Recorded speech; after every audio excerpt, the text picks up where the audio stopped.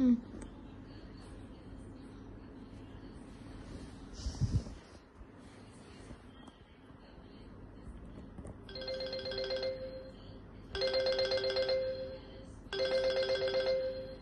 belakang ni?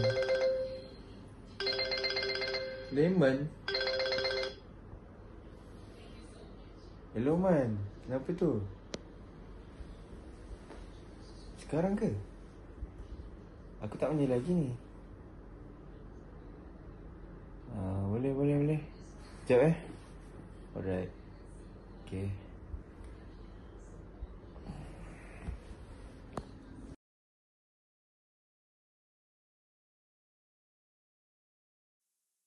Mana Munir ni? Lama bona ni. Aduh, nak solat subuh ni. Datang pun. Mana lama? Sorry Man. Tak apa. Ini pakai hoodie macam nak pergi mall lah. Dia aku ada Man. Tak apa lah. Jom lah. Solat jom. Jom. Nak azan dah ni. Allahu Akbar,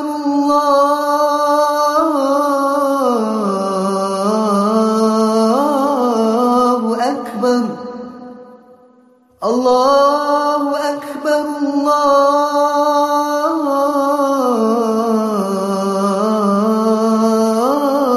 Allahu Akbar. Ashhadu an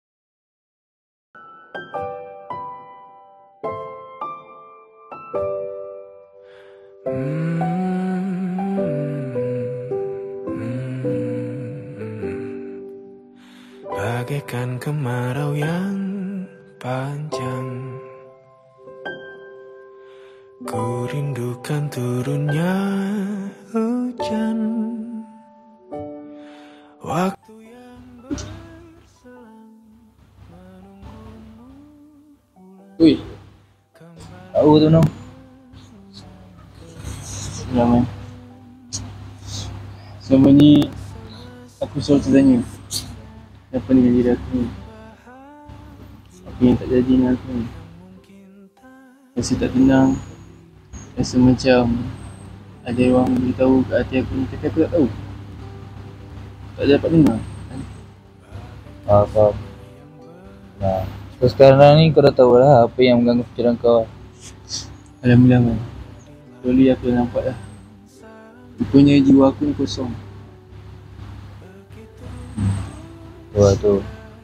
Kadang itulah Allah tu dia nak hantar jawapan tu. Tentulah. Kadang kita pun tak sangka itu jawapan kita kan. Terima kasih man. Kau banyak tolong aku. Macam kau ajar. Tak ada apa lah kau ni.